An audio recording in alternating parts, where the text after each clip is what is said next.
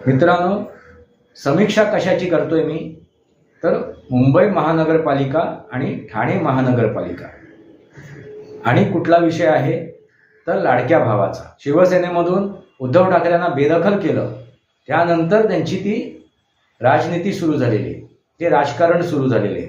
ते लाडका भाऊ कोण तर एकनाथ शिंदे यांनी मुंबईमध्ये केलेला करिश्मा म्हणजे 29 जागा निवडून आणल्या आणि त्यांनी त्या उद्धव ठाकरेंचा बालेकिल्ला ढासळून टाकलेला आहे, त्याच्यात भगदाड पाडलाय, त्यांचा बुरुज कोसळून टाकलेला आहे। शिंदेंच्या बालेकिल्ल्यामध्ये त्या प्रवेश सुद्धा करता आला नाही कोणाला।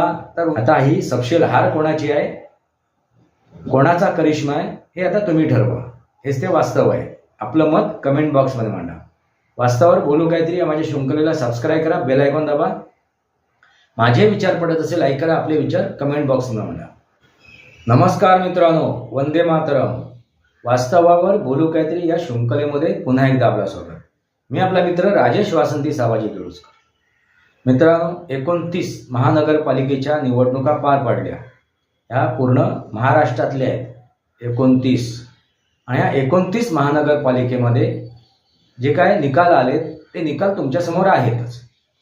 29 महानगरपालिकेचा जर निकाल तुम्ही बघितलात तर 1,500च्या आसपास भारतीय जनता पार्टीचे महाराष्ट्रातून उमेदवार निवडून आलेले आहेत, नगरसेवक निवडून आलेले आहेत, आणि 500च्या आसपास हे शिवसेनेचे आहेत, म्हणजे एकनाथ शिंदे 500च्या आसपास, आणि उभाटाचे किती आहेत तर 100-150च्या आसपास।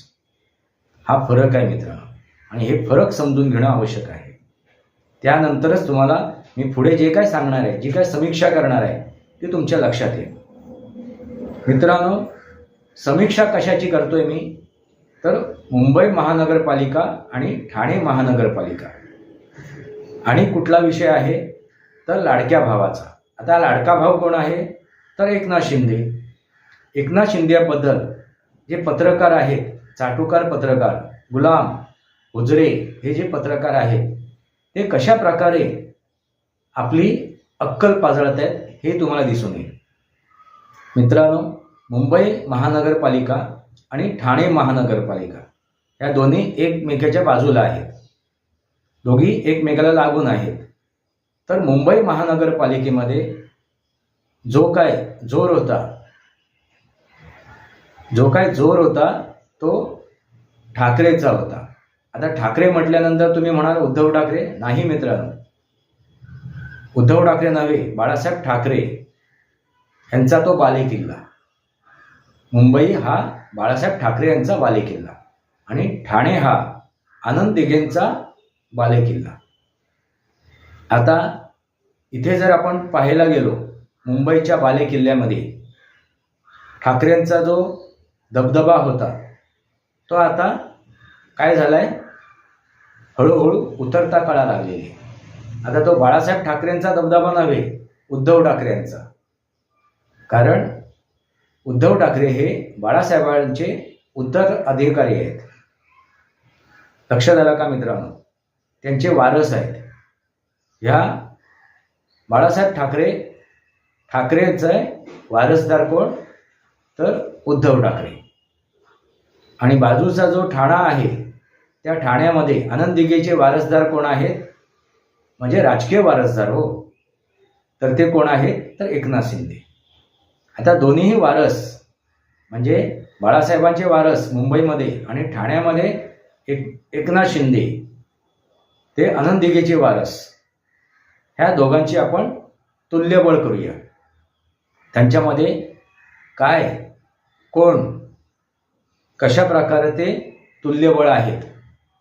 मित्रांनो, आता बालेकिल्ला मुंबईचा आपण धरून चालू, कोणाचा तर ठाकरेंचा। आता ह्या ठाकरेंच्या बालेकिल्ल्यामध्ये एकनाथ शिंदेंनी 29 उमेदवार निवडून आणलेले आहेत। आता पत्रकार काय म्हणतायत की ठाकरेंनी आपला बालेकिल्ला वाचवला। नाही मित्रांनो, ठाकरेंनी नाही वाचवला, तो म्हणजे उद्धव ठाकरेंनी नाही वाचवला। उद्धव ठाकरेंना जे मतदान मिळालेलं आहे, जे उमेदवार त्यांनी निवडून आणले आहेत 65 उमेदवार, हे कोणाच्या जीवावर आणले आहेत तर पत्रकारांच्या जीवावरती। त्यांनी जी काय जाहिरातबाजी केली, या चाटुकार पत्रकाराने, हुजऱ्या पत्रकाराने, गुलाम पत्रकाराने जी काय जाहिरातबाजी केली, त्या निवडणुकीच्या काळात केलेल्या जाहिरातबाजीचा हा एक परिणाम आहे. दुसरा परिणाम कसला आहे तर काँग्रेसचे पारंपरिक मतदार, मग ते मुसलमान असो, हिंदू असो, अन्य कोणीही असो, पारंपरिक मतदार काँग्रेसचे. आणि मुसलमान काँग्रेसच्या मतदारांमधील सर्वात मोठा मतदार, लक्षात आलं का? आणि दुसरा बाळासाहेब ठाकरेंना मानणारे असे मतदार, म्हणजे भावनिक होऊन ज्यांनी मतदान केलंय बाळासाहेबांच्या प्रेमाखातर, असे मतदार. आता ह्या मतदारांमध्ये तुम्हाला उद्धव ठाकरेंचे मतदार दिसतात का? उद्धव ठाकरेंवरती विश्वास दाखवणारे दिसतात का? नाही मित्रांनो. आता उद्धव ठाकरेंना मानणारे त्याच्यात असतीलच, मी नाही असं म्हणत नाही.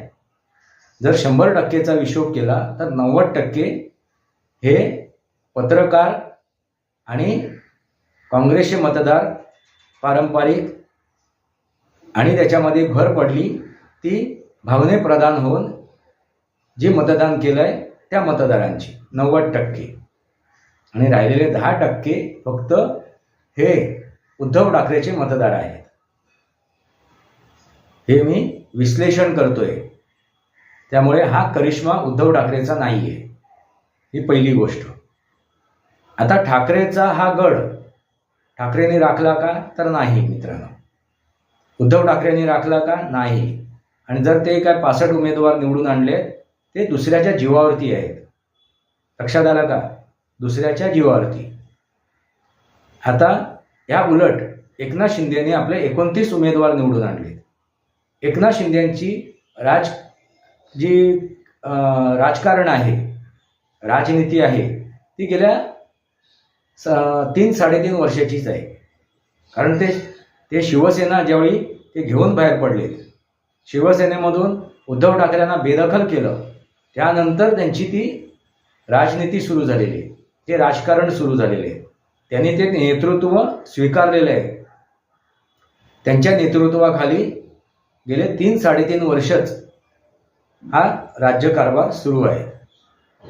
त्यामुळे एकनाथ शिंदे हे ह्या राजकारणामध्ये नवीन आहे नेतृत्व म्हणून.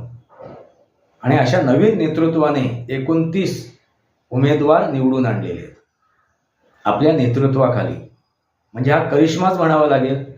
म्हणून मी म्हणालो त्या लाडक्या भावाने, म्हणजे कोणी, एकनाथ शिंदेने मुंबईमध्ये केलेला हा करिश्मा आहे. आणि त्या ठाकरे ह्या ब्रँडच्या वरती घातलेला घाव आहे. त्या ठाकरेच्या जो बालेकिल्ला होता त्याच्यामध्ये पाडलेला एक भगदाड आहे. लक्षात का? त्या ठाकरेंचा बुरुज ढासळलेला आहे. 29 उमेदवार निवडून आणून हा करिश्मा आहे. आता आपण विचार करूया ठाणे या महानगरपालिकेचा. आणि या ठाणे या महानगरपालिकेमध्ये कोणाचा बुरुज आहे, कोणाचा गड आहे तर आनंद दिघेचा. आणि त्याचे वारस कोण आहेत तर एकनाथ शिंदे. आणि या वारसाने एकनाथ शिंदेनी तब्बल 75 उमेदवार निवडून आणलेले आहेत. किती? तब्बल 75. आणि ह्या उभाठा आणि मनसे, म्हणजे ठाकरे बंधूंना फक्त एकच उमेदवार निवडून आणणार, तोही उभाटाचा एक उमेदवार निवडून आला. मनसे 0 अंडा. लक्षात आलं का?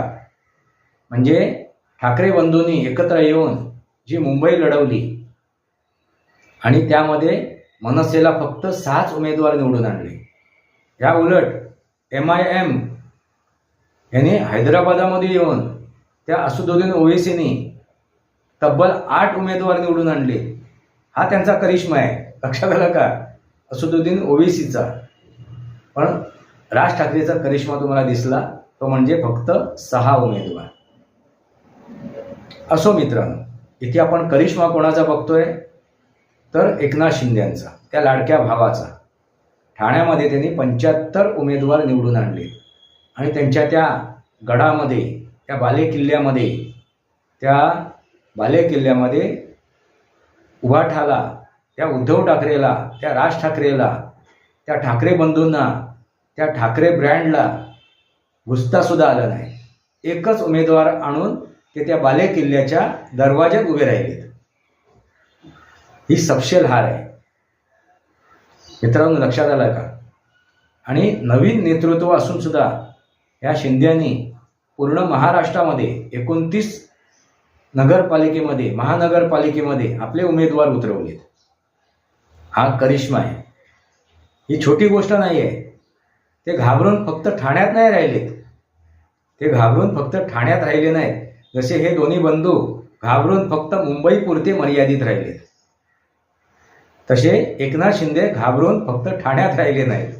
मग करिश्मा कोणाचा आहे? तर एकनाथ शिंदेंचा. त्यांनी पूर्ण महाराष्ट्र पिंजून काढला आणि त्यांचं 3-3.5 वर्षाचं नेतृत्व, त्या नेतृत्वाखाली त्यांनी तब्बल 500 उमेदवार निवडून आणलेत पूर्ण महाराष्ट्रातून. आणि या दोन्ही बंधूंना पूर्ण महाराष्ट्रातून फक्त आणि फक्त 100-150 उमेदवार निवडून आणता आलेत. हा आहे फरक. आता तुम्ही सांगा, करिश्मा कोणाचा?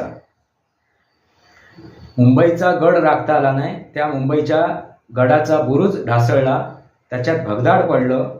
आणि भगदाड पाडणारे कोण? तर एकनाथ शिंदे. आता भारतीय जनता पार्टीने आपला गड राखला, आपला बुरुज राखला. म्हणजे यापूर्वी त्यांचे जे 82 उमेदवार निवडून आले होते त्याच्यामध्ये प्रगती झाली आणि त्याच्यामध्ये भर पडली 6 उमेदवारांची. म्हणजे काय झालं? भारतीय जनता पार्टीने प्रगती केली आणि त्या उद्धव ठाकरेंनी अधोगती केली. आणि ती अधोगती करताना सुद्धा जे काय त्यांनी 65 उमेदवार निवडून आणले ते दुसऱ्यांच्या जीवावरती, स्वतःच्या क्षमतेवरती, स्वतःच्या कुवतीवरती नाही. लक्षात आलं का? हा फरक आहे. त्या चाटुकार पत्रकारांवरती, त्या त्यांच्या तोंडावरती मारलेली ही चपराक आहे, त्यांचं थोबाड फोडलेलं आहे, जी त्यांनी गेले महिनाभर किंवा वर्षभर किंवा ह्या महायुतीचं राज्य आल्यापासून जी काय जाहिरातबाजी केली. 2 भाऊ एकत्र येतील, 2 भाऊ एकत्र येतील आणि ह्या युतीची धुळधाण करतील. लक्षात आलं का? ही धुळधाण कोणाची झाली आहे ते तुमच्या लक्षातच आलं असेल. मित्रांनो, ही महत्त्वाची गोष्ट आहे. म्हणजे जाहिरातबाजी करून तुम्हाला विजय प्राप्त होत नाही. मग तो लोकसभेचा असो, विधानसभेचा असो, किंवा महानगरपालिकेचा असो, किंवा जिल्हा परिषदेचा असो, कुठलेही जे असतील, अगदी ग्रामपंचायतपर्यंत तुम्हाला जाहिरातबाजी करून विजय प्राप्त करता येत नाही. ही गोष्ट उभाटाने लक्षात ठेवावी. आता जो विजय झाला आहे तो विजयात म्हणजे त्यांच्या मते 65 उमेदवार निवडून आणलेत म्हणजे त्यांना वाटतं आम्ही विजयी झालो.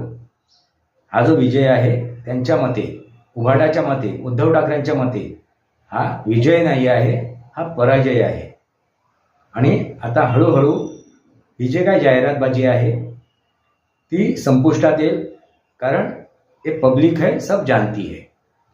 ह्या जनतेला ज्यावेळी समजून येईल की आपण कोणाला साथ दिली, कोणासोबत उभे राहिलो, त्यावेळी जनता तुमच्या पाठी उभी राहील की नाही. जी काय राहिली होती, भले त्यांची दिशाभूल झाली असेल, दिशाभूल होऊन जे जनता तुमच्या मागे उभे राहिली, जे नागरिक मतदार उभे राहिले ते सुद्धा मागे नसतील. त्यामुळे उद्धव ठाकरेंनी हुरळून न जाता नव्या दमाने परत राजकारण करणं आवश्यक आहे. हा मी त्यांना दिलेला एक काय मोलाचा सल्ला. मित्रांनो, तो मोलाचा सल्ला बाजूला ठेवा. महत्त्वाचं काय होतं तर लाडक्या भावाने केलेला हा करिश्मा. लाडका भाऊ कोण तर एकनाथ शिंदे याने मुंबईमध्ये केलेला करिश्मा म्हणजे 29 जागा निवडून आणल्या आणि त्यांनी त्या उद्धव ठाकरेंचा बालेकिल्ला ढासळून टाकलेला आहे, त्याच्यात भगदाड पाडला आहे, त्यांचा बुरुज कोसळून टाकलेला आहे. लक्षात आलं का? आणि ठाण्यामध्ये त्यांना त्या शिंदेंच्या बालेकिल्ल्यामध्ये, त्या बुरुजामध्ये प्रवेशसुद्धा करता आला नाही. कोणाला तर उद्धव ठाकरे आणि राज ठाकरे म्हणजे ठाकरे बंधूंना. आता ही सपशेल हार कोणाची आहे, कोणाचा करिश्मा आहे हे आता तुम्ही ठरवा. हेच ते वास्तव आहे. आपलं मत कमेंट बॉक्समध्ये मांडा. वास्तवावर बोलू काहीतरी या माझ्या शृंखलेला सबस्क्राईब करा, बेल आयकॉन दाबा. माझे विचार पडत असेल लाईक करा, आपले विचार कमेंट बॉक्समध्ये मांडा. तुर्तास इतकंच. भारत माता की जय, वंदे मातरम. जय भारत, जय महाराष्ट्र, जय सनातन.